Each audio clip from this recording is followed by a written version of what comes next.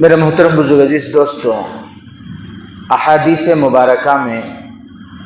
اور اسلاف کی زندگیوں میں، ہمارے بزرگوں کے زندگیوں میں، اللہ کے ولیوں کے زندگیوں میں کچھ واقعات، کچھ اعمال ایسے ملتے ہیں کہ ان اعمال کی وجہ سے اللہ تعالیٰ نے ان کی مغفرت فرمائی ہے، ان اعمال کی وجہ سے اللہ تعالیٰ نے ان کو معاف فرمایا ہے۔ ایک دو چیزیں میں آپ کے سامنے بیان کروں تاکہ اللہ تعالیٰ ہمیں دعا فرمائے، اس سے نصیحت حاصل کرنے اور ان باتوں پر اللہ ہمیں عمل کی توفیق عطا فرمائے۔ میری بھی خواہش ہے، آپ کی بھی خواہش ہے، ہر مومن کی خواہش ہوتی ہے کہ اللہ میرے گناہوں کو معاف کر دے، اللہ میری مغفرت کر دے، اللہ قبر کی منزلوں کو میرے لیے آسان کر دے، اللہ میرے قبر کو جنت کا باغ بنا دے، اللہ میرے درجوں کو بلند فرمائے۔ یہ ہر مومن کی خواہش ہوتی ہے، ہر ایمان والے کی خواہش ہوتی ہے۔ تو بزرگوں کے وہ واقعات، بزرگوں کے وہ اعمال کہ جن کی وجہ سے اللہ تعالیٰ نے اس عمل کی بدولت اللہ نے ان کی مغفرت فرما دی۔ بہت سارے اعمال ہیں، ان اعمال میں سے ایک عمل ہے توبہ۔ ایک عمل کیا ہے؟ توبہ، گناہوں سے توبہ کرنا۔ انسان جب سچے دل سے توبہ کرتا ہے، گناہوں سے توبہ کرتا ہے، تو اللہ تبارک و تعالی اس کی مغفرت فرماتے ہیں اور اس کے گناہوں کو معاف فرما دیتے ہیں۔ لیکن سچے دل سے، پکے ارادے سے انسان گناہوں سے توبہ کرے۔ توبہ اللہ تبارک و تعالیٰ کو بہت پسند ہے۔ مسلم شریف کی حدیث ہے، بنی اسرائیل کا واقعہ۔ ایک شخص تھا بنی اسرائیل میں، وہ بہت ظالم تھا اور گنہگار تھا، لوگوں کا قتل کرتا تھا۔ وہ واقعہ آپ نے سنا، کئی بار سنے ہوں گے۔ 99 لوگوں کا اس نے مرڈر کیا تھا، 99۔ تو اس کے دل میں ایک خیال آیا کہ میں یہ جو کر رہا ہوں غلط ہے، مجھے توبہ کرنا چاہیے۔ توبہ کے ارادے سے اس نے ایک آدمی سے پوچھا کہ بھئی میں توبہ کرنا چاہتا ہوں، میری توبہ قبول ہوگی کہ نہیں؟ تو وہ جو آدمی تھا اس نے یہ کہا، اتنے آدمیوں کو مارنے کے بعد اب تو توبہ کرنا چاہتا ہے، اللہ تجھے کبھی معاف نہیں کریں گے، تیری توبہ قبول نہیں ہوگی۔ اب یہ تو پہلے سے ہی، تو اس نے تلوار نکال کے اس کو بھی قتل کر دیا، سنچوری مکمل ہو گئی اس کی۔ لیکن دل میں صحیح تڑپ تھی، دل میں تڑپ تھی، تو وہ پھر وہ پوچھتا ہوا لوگوں سے کسی جو ہے بزرگ کے پاس، اللہ والے کے پاس گیا اور جا کر اس نے کہا کہ اس طرح میری زندگی گزری ہے، اب میں توبہ کرنا چاہتا ہوں، کیا اللہ میری توبہ کی کیا صورت ہے، اللہ مجھے معاف کریں گے یا نہیں؟ تو وہ بزرگ بتانے لگے کہ کام کرو، فلاں بستی کو چلے جاؤ، وہاں اللہ والوں کی ایک جماعت ہے، ان کی خدمت میں جا کے پڑے رہو، وہ وہاں جا کر تم توبہ کرو، ان کی صحبت میں رہو، نیک عمل کرتے رہو، اللہ کی ذات سے امید ہے کہ اللہ اگر چاہیں تو اللہ معاف کر سکتے ہیں۔ تو اس کے دل میں صحیح تڑپ تھی، تو یہ جانے کے لیے تیار ہو گیا اور پھر وہ جانے لگا اس بستی کی طرف۔ اب جاتے جاتے راستے میں اس کا انتقال ہو گیا، اس کا وقت ختم ہو گیا راستے میں، اس کی زندگی کا سفر ختم راستے میں۔ اب جب اس کا وقت ختم ہو گیا، اس کی روح نکل گئی، تو اس کی روح کو لینے کے لیے نیکیوں کے فرشتے بھی آئے، گناہوں کے فرشتے بھی آئے، جنت کے فرشتے بھی آئے، دوزخ کے فرشتے بھی آئے اس کی روح کو لے جانے کے لیے۔ اب جو گناہوں کے فرشتے، برے لوگوں کی جو روح لے جاتے ہیں، وہ فرشتے یہ کہنے لگے کہ بھئی یہ تو گنہگار تھا، 100 آدمیوں کا یہ قاتل ہے، ہم حقدار ہیں اس بات کے کہ ہم اس کی روح کو لے کر جائیں۔ جو نیک لوگوں کی روح لے کر جاتے ہیں وہ فرشتے یہ کہنے لگے بھئی یہ توبہ کے ارادے سے چلا تھا، اور انسان جب نیک کام کا ارادہ کر لیتا ہے تو اس کے نام اعمال میں وہ اسی وقت سے ثواب لکھنا شروع ہو جاتا ہے۔ تو نیک ارادے سے، توبہ کے ارادے سے چلا تھا، اس لیے ہم اس بات کے مستحق ہیں کہ ہم اس کی روح کو لے کر جائیں۔ اب یہ دونوں فرشتے آپس میں بات چیت کر رہے ہیں۔ اللہ تعالیٰ نے تیسرے فرشتے کو فیصل بنا کر بھیجا وہ فرشتے نے آ کر دونوں کی بات سنی اور اس نے کہا ایک کام کرو، زمین ناپو۔ گھر سے جو چلا تھا اور جہاں یہ جا رہا تھا کون سی زمین زیادہ نزدیک ہے؟ یہاں سے لے کر اگر گھر نزدیک ہے تو پھر برے لوگوں کی جو روح لے کر جاتے ہیں وہ فرشتے اس بات کے مستحق ہوں گے کہ وہ اس کی روح کو لے کر جائیں، لیکن اگر یہاں سے یہ نیک لوگوں کی جو بستی ہے وہ قریب ہے اور اس کا گاؤں دور ہے، تو مطلب یہ ہے کہ یہ جس ارادے سے چلا تھا اس کے قریب ہے، نیک لوگوں کی روح لے جانے والے فرشتے اس کی روح کو لے کر جائیں گے۔ جب زمین ناپی گئی تو دیکھا گیا کہ یہ جو بستی تھی نیک لوگوں کی بستی، جس طرف وہ توبہ کے ارادے سے چل رہا تھا وہ بستی قریب ہے اور اس کی وہ بستی دور ہے۔ تو پھر یہ فیصلہ ہوا کہ نیک لوگوں کی روح لے جانے والے فرشتے اس کی روح کو لے کر جائیں گے۔ تو میرے عزیز ساتھیوں، یہ لمبا اور تفصیل آپ سن چکے ہیں، میں یہ بتانا چاہ رہا ہوں کہ توبہ کی وجہ سے اللہ نے اس بندے کی مغفرت فرما دی، اللہ نے اس کے گناہوں کو معاف کر دیا۔ تو ہمیں چاہیے کہ ہم ہمیشہ توبہ کرتے رہیں، ہر وقت ہم اللہ سے اپنے گناہوں پر توبہ کرتے رہیں۔ حضرت معاذ اسلمی، ان سے گناہ ہو گیا اور انہوں نے اللہ کے نبی صلی اللہ علیہ وسلم کے پاس آ کر یہ عرض کیا کہ اللہ کے نبی مجھ سے گناہ ہو گیا ہے، مجھے پاک کیجئے، میں توبہ کرنا چاہتا ہوں، مجھے پاک کیجئے، اس گناہ سے پاک کیجئے۔ گناہ کیا ہوا؟ گناہ یہ کہ مجھ سے زنا ہو گیا ہے۔ تو اللہ کے نبی صلی اللہ علیہ وسلم پہلے تو چہرہ پھیر لیے کہ نہیں، تم نہیں ہوا ہوگا، دیکھو۔ پھر وہ دوسری طرف سے آیا کر کہنے لگے نہیں اللہ کے نبی مجھ سے یہ گناہ ہو گیا ہے، مجھے پاک کیجیے۔ توبہ کیا ہے؟ پاکی ہے۔ تو اللہ کے نبی صلی اللہ علیہ وسلم فرمانے لگے نہیں تم نے بوسہ دیا ہوگا، صرف چہرہ پھیر لیے۔ پھر وہ دوسری طرف سے آئے کہ نہیں اللہ کے نبی، نہیں تم نے صرف چھوا ہوگا، یا تم جو ہے نشے کی حالت میں تھے کیا؟ وہ کچھ بھی بولتے رہے لیکن انہوں نے صاف انکار کیا، اور ہر بار وہ اللہ کے نبی صلی اللہ علیہ وسلم سے یہی کہتے رہے کہ اللہ کے نبی نہیں مجھ سے گناہ ہوا ہے، مجھے پاک کیجیے۔ جب اللہ کے نبی صلی اللہ علیہ وسلم سے وہ بار بار اصرار کرتے رہے، اللہ کے نبی صلی اللہ علیہ وسلم ٹالتے رہے تاکہ وہ چلے جائیں، لیکن وہ گئے نہیں، وہ اصرار کرتے رہے کہ مجھے آپ پاک کر دیجئے، مجھ سے گناہ ہو گیا ہے۔ اب شریعت میں حکم یہ ہے کہ اگر غیر شادی شدہ سے زنا ہو جائے تو 100 کوڑے مارنے کا حکم ہے، اور اگر شادی شدہ زنا کرے تو پھر اس کو رجم کرنے کا حکم ہے، یعنی پتھروں سے مار مار کے اس کو مار ڈالنا۔ اور جہاں یہ حکم ہے وہاں آپ کو زنا کے جرائم نہیں ملیں گے، جہاں یہ چالو ہے جن ملکوں میں، وہاں آپ کو یہ واقعہ نہیں ملے گا کہ کسی نے کسی عورت کی عزت لوٹ لی، کیونکہ معلوم ہے عزت لوٹنے کی سزا کیا ہے؟ میں اپنی جان کھونا ہے، مجھے ذلت کے ساتھ مرنا ہے، یہ معلوم ہے، اس لیے انسان مر جائے گا لیکن کسی عورت کے ساتھ غلط کام نہیں کرے گا۔ بہرحال تو حضرت معاذ نے کہا کہ مجھ سے گناہ ہو گیا، مجھے پاک کیجیے۔ اللہ کے نبی صلی اللہ علیہ وسلم پہلے تو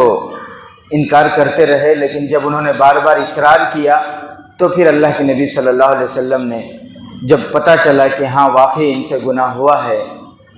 تو رجم کرنے کا حکم دیا، ان کو رجم کیا گیا، اور جب ان کا انتقال ہو گیا تو اللہ کے نبی صلی اللہ علیہ وسلم خود ان کے جنازے کی نماز پڑھائے، کیونکہ انہوں نے توبہ کر لی گناہوں سے، یہی توبہ ہے اس گناہ کا۔ تو حضرت عمر رضی اللہ تعالیٰ عنہ نے فرمایا کہ آپ ان کی جنازے کی نماز پڑھائیں گے؟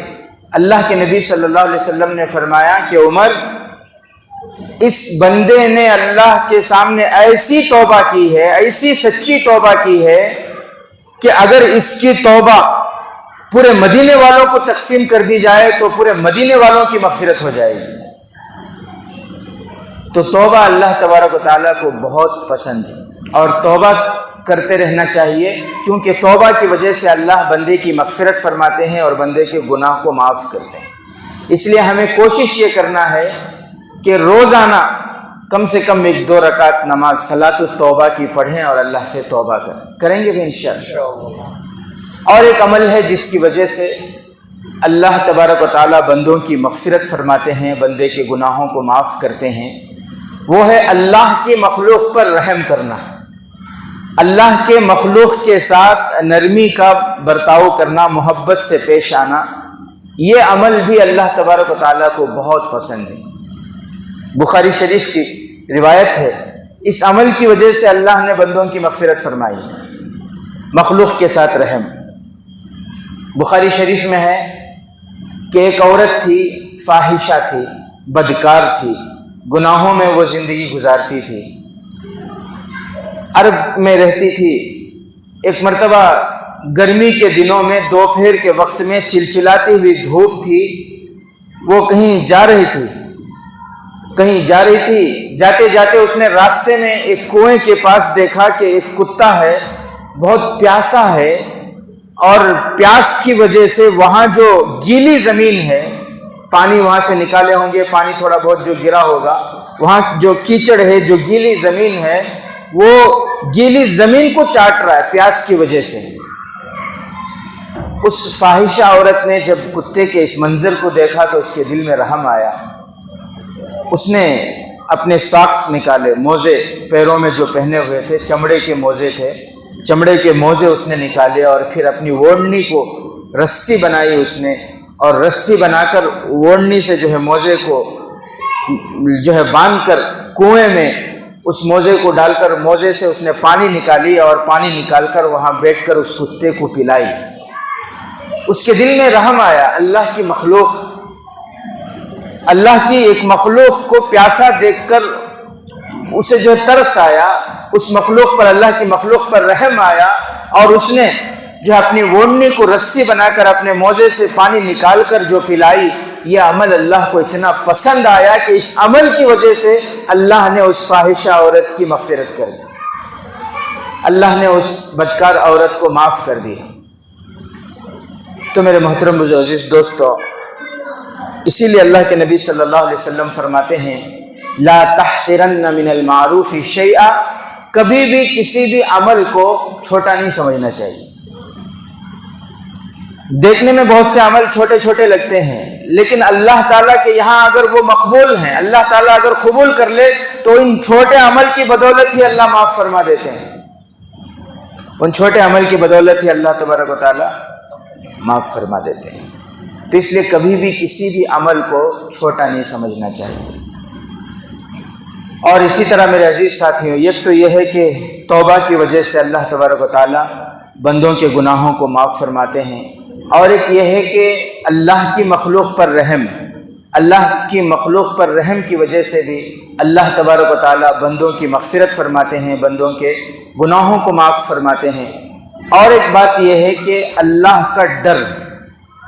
اللہ کا خوف، جسے تقویٰ کہتے ہیں، اللہ کا ڈر اور اللہ کا خوف دل میں ہو، تو ڈر اور خوف کی وجہ سے انسان اللہ سے ڈرتا ہے، تو اس ڈر کی وجہ سے بھی اللہ تبارک و تعالیٰ بندوں کی مغفرت فرماتے ہیں۔ ڈر ہونا چاہیے، صحیح واقعی ڈر۔ لکھا ہے کتابوں میں، سنن ترمذی حدیث کی کتاب میں واقعہ لکھا ہے کہ بنی اسرائیل میں ایک شخص تھا، اس نے اپنے بچوں کو یہ وصیت کی تھی، وہ گنہگار تھا، اس کی زندگی آوارگی میں، عیاشی میں گزری تھی، تو موت کے وقت اس نے اپنے بچوں کو بلا کر بٹھا کر یہ وصیت کر دی کہ میرے انتقال کے بعد میرے لیے دعا کرنا، لیکن مجھے دفنانا نہیں، میرے جسم کو جلا دینا، اور پھر اس راکھ کو تم اٹھا کر حفاظت سے رکھنا، اور اسے اور باریک کر لینا، اور جب طوفانی ہوا چلے تو ہوا میں میرے جسم کے راکھ کو بکھیر دینا، سمندروں میں میرے جسم کے راکھ کو بکھیر دینا، کیونکہ میں اس لائق نہیں کہ اللہ کے سامنے میں کھڑا ہوں، مجھے ڈر ہے میں اللہ کے سامنے کھڑا ہو کر میں کیا جواب دوں گا، اس لیے تم یہ کرنا۔ اس نے اپنے بچوں کو یہ وصیت کر دیا، اور اس کا انتقال ہو گیا۔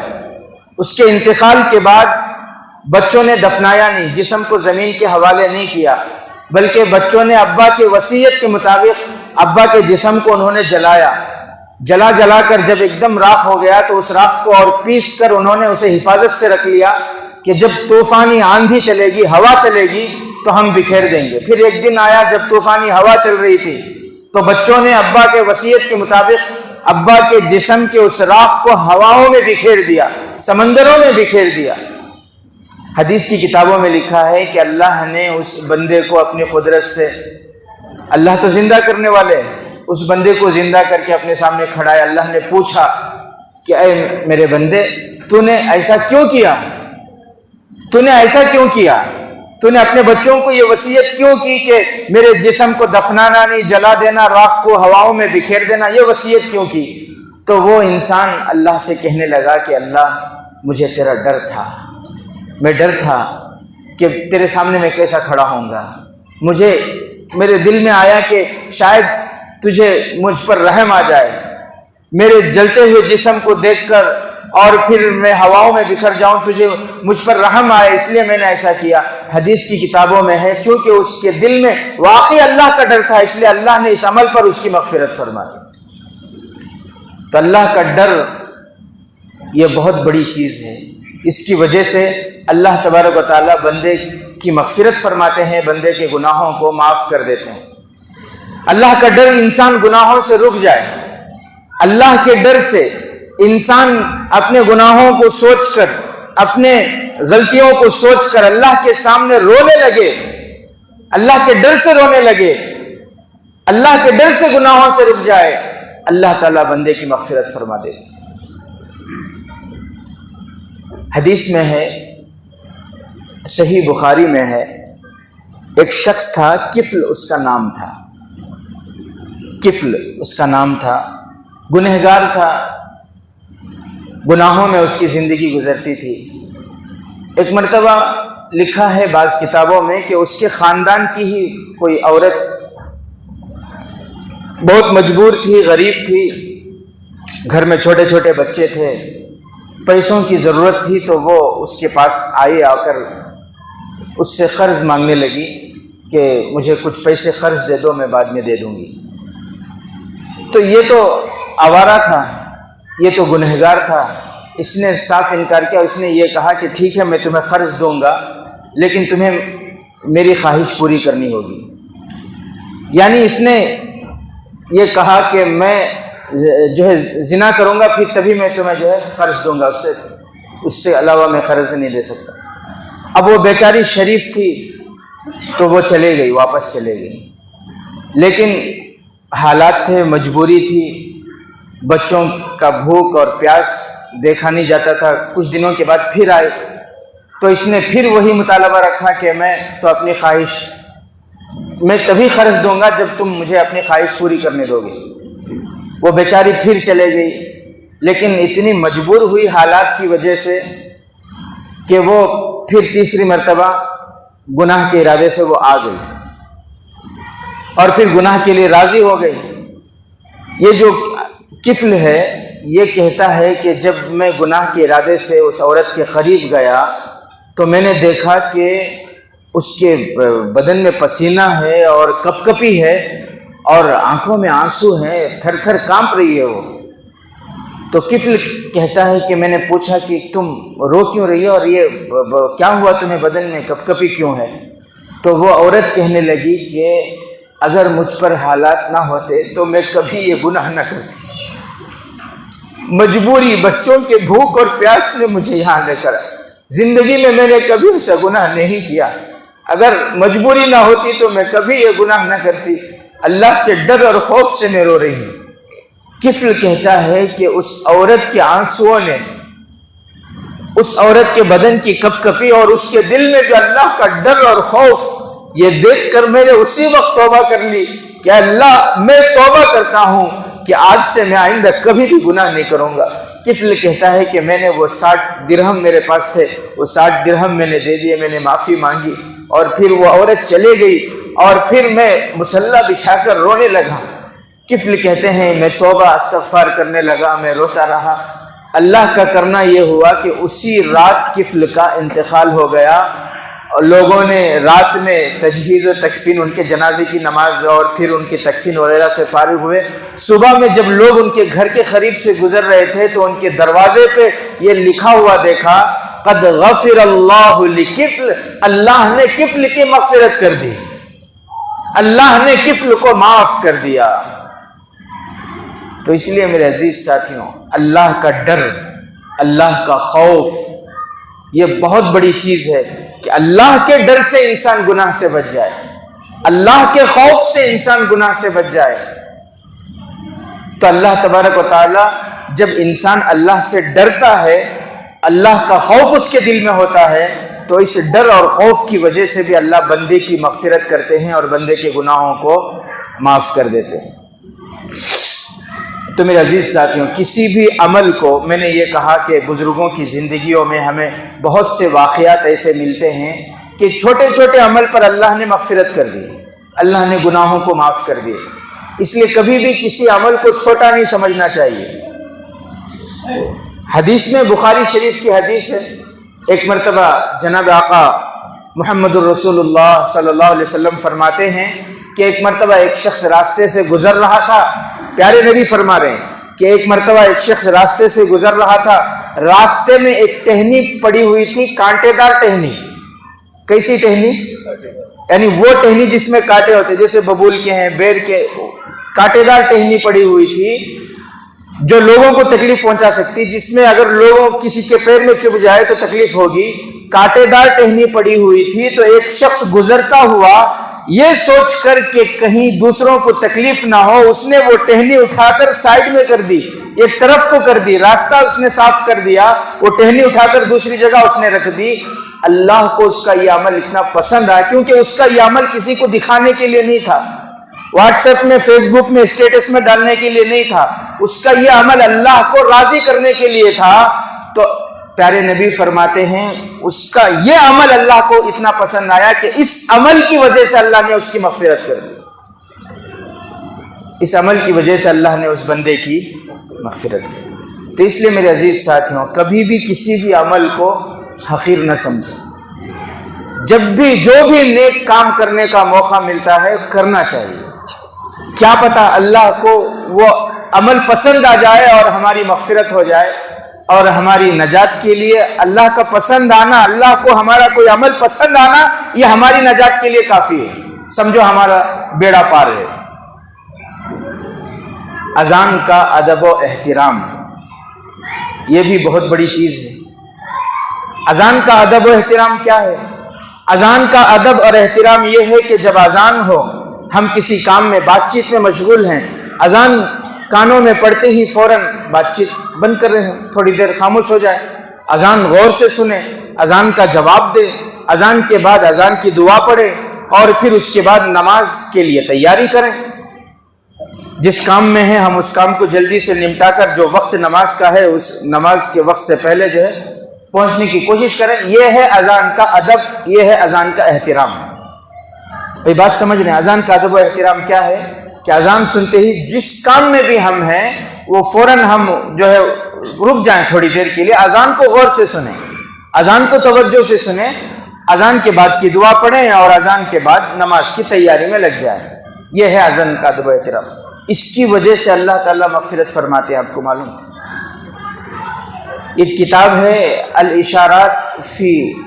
عمل العبارات فی عمل الاشارات، اس طرح کوئی نام ہے، عربی میں کتاب ہے۔ وہ واقعہ بہت مشہور ہے، اس کتاب میں یہ واقعہ لکھا ہے۔ خلیفہ ہارون الرشید کی جو بیوی تھی ملکہ زبیدہ، بڑی اللہ والی تھی، نیک خاتون تھی اور بڑی دیندار تھی، متقیہ اور پرہیزگار تھی۔ انہوں نے نیک کام اتنے بڑے بڑے کیے ہیں، اللہ اکبر۔ دجلہ سے دریائے، مطلب وہاں سے عراق سے لے کر مینا تک انہوں نے ایک نہر بنائے تھے۔ اس زمانے میں جو پیدل لوگ حج کے لیے آتے تھے ان کو پانی کی بڑی دقت پیش آ جاتی تھی، تو پانی کی دقت پیش نہ آئے اس لیے وہاں سے لے کر جو ہے یہاں تک انہوں نے پورا ایک نہر بنوائے تھے۔ بتاتے ہیں زیارت کو جانے والے، عمرہ حج کو جانے والے، کہ آج بھی اس نہر کے کچھ نشانات موجود ہیں۔ یہ اتنی بڑی اللہ کی ولیاں تھیں، وہ متقیہ پرہیزگار تھیں وہ۔ ان کا انتقال ہوا، ان کو خواب میں دیکھا، ان سے پوچھا کہ اللہ نے آپ کی مغفرت کر دی، آپ کے تو اتنے بڑے بڑے نیک اعمال ہیں، آپ نے اتنے اچھے اچھے کام کیے امت کے لیے، تو آپ کی تو مغفرت ہونی ہی تھی۔ تو وہ ملکہ زبیدہ کہنے لگی کہ ہاں میں بھی یہی سوچتی رہی کہ میرے یہ عمل قبول ہوں گے، وہ عمل قبول ہوں گے، لیکن مجھے تعجب یہ ہوا کہ مجھے یہ بتایا گیا کہ میری مغفرت کس عمل پر ہوئی۔ زبیدہ کہتی ہیں کہ ایک مرتبہ میں اپنے سہیلیوں کے ساتھ جھولا جھول رہی تھی، میں ایک مرتبہ اپنے سہیلیوں کے ساتھ جھولا جھول رہی تھی اور اوڑھنی تھوڑا میرے سر سے سرک گئی تھی، اوڑھنی میرے سر سے، جھولا جھولتے ہوئے میرے سر سے اوڑھنی سرک گئی تھی، اتنے میں اذان ہونے لگی تو فوراً میں اپنے جھولے کو روک کر اوڑھنی سر پر لے کر میں غور سے اذان سنی، اس عمل سے میں رک گئی، جھولنے سے رک گئی، میں اوڑھنی سر پر ڈھنگ سے ڈال کر پورے اذان سنی، اذان کا جواب دیتے رہے، اذان کے بعد میں نے دعا پڑھی، میرا یہ عمل اللہ کو اتنا پسند ہے، اللہ فرماتے ہیں زبیدہ تیرے اس عمل کی وجہ سے آج میں نے تیری مغفرت کر دی۔ اللہ اکبر کبیر۔ اذان کا ادب و احترام۔ اسی طرح ایک اردو کی کتاب ہے نماز کے اسرار و رموز، اس میں ایک واقعہ لکھا ہے، امام احمد بن حنبل رحمۃ اللہ علیہ جو 4 امام ہیں، پوری دنیا میں ان 4 اماموں کے مسلک پر لوگ عمل کرتے ہیں۔ ہم حنفی ہیں، امام ابو حنیفہ رحمۃ اللہ علیہ، امام شافعی رحمۃ اللہ علیہ، امام مالک رحمۃ اللہ علیہ، امام احمد بن حنبل رحمۃ اللہ علیہ۔ امام احمد بن حنبل رحمۃ اللہ علیہ اتنے بڑے اللہ کے ولی ہیں، اتنے بڑے امام ہیں، اللہ نے ان سے دین کا اتنا بڑا کام لیا۔ کسی نے خواب میں دیکھا کہ امام احمد بن حنبل رحمۃ اللہ علیہ میں جنت میں ان کا جو مقام ہے اس کے نیچے ایک ایسا شخص ہے جو امام احمد بن حنبل رحمۃ اللہ علیہ کا پڑوسی تھا، لوہار تھا، کوئی اس نے دین کا بڑا کام جو لوگوں کو معلوم ہو ایسا نہیں کیا تھا اس نے۔ تو جو خواب دیکھنے والے اللہ والے تھے ان کو بڑا تعجب ہوا، امام احمد بن حنبل چلو ان کا تو وہ عالم تھے، وہ امام تھے، انہوں نے جو ہے حدیث کی خدمت کی اور لوگوں کو فقہ بتایا، مسئلہ بتایا، پیارے نبی کی شریعت بتائی، اللہ کے احکام بتائے، پوری زندگی ان کی دین کی خدمت میں گزری، ان کو جو مقام ملا یہ تو سمجھ میں آتا ہے، لیکن ان کے مقام سے نیچے وہ لوہار جو دن بھر لوہا کوٹتا تھا اس کا یہ مقام، اس کو یہ مقام کیسے ملا؟ تو کہتے ہیں خواب میں انہوں نے اس لوہار سے پوچھا کہ بھئی تمہارا ایسا کیا عمل تھا کہ جس کی وجہ سے حضرت امام احمد بن حنبل کے پڑوسی ہو گئے تمہارا ایسا کیا عمل تھا؟ تو وہ لوہار کہنے لگا کہ ایسا کوئی خاص عمل تو میرا نہیں تھا، لیکن مجھے یہ جو مقام ملا ہے اللہ نے مجھے بتایا وہ اس وجہ سے کیونکہ میری زندگی میں ایک عمل تھا، وہ یہ کہ میرا کام تھا بھٹی جلانا، لوہے کو اس میں ڈالنا اور پھر جو ہے اسے کوٹنا، یہ میرا کام تھا، لیکن میری عادت یہ تھی کہ لوہا کوٹتے ہوئے، کام کرتے ہوئے اگر اذان کی آواز آتی تو ہتھوڑا اگر میں اوپر اٹھایا ہوتا، اذان کی آواز آتے ہی میں ہتھوڑے کو مارتا نہیں، میں ایسے رک جاتا، یا اگر مارنے کے لیے چلا جاتا تو زمین پر رکھ دیتا، میں اذان بیٹھ کر پوری طرح اذان سنتا اور پھر اس کے بعد نماز کے لیے میں نکل جاتا۔ میرا یہ عمل اللہ کو اتنا پسند آیا کہ اللہ نے وقت کے امام حضرت امام احمد بن حنبل رحمۃ اللہ علیہ کے پڑوس میں مجھے جگہ عنایت فرمائی۔ تو اذان کا ادب و احترام یہ بہت بڑی چیز ہے، اللہ اس کی وجہ سے مغفرت فرماتے ہیں۔ آج ہمارے اندر اس چیز کی کمی آ رہی ہے، اذان ہو رہی ہے، ہم بات چیت میں لگے ہیں تو مسلسل لگے ہوئے ہیں، ہم کام میں لگے ہیں تو کام میں لگے ہوئے ہیں۔ اذان کا ادب یہ ہے کہ اذان کو سنیں، اذان کے الفاظ کا جواب دیں، اذان کے بعد کی دعا پڑھیں اور اس کے بعد نماز کی تیاری کریں۔ جس طرح اللہ اذان کے ادب و احترام پر مغفرت فرماتے ہیں، اذان کی بے احترامی پر، اذان کی ناقدری پر اللہ نے عذاب بھی دیے، اللہ نے عذاب بھی دیے۔ تفسیر بیضاوی میں ایک عیسائی کا واقعہ لکھا ہے کہ ایک عیسائی تھا جو جب بھی اذان ہوتی اشہد ان محمد رسول اللہ،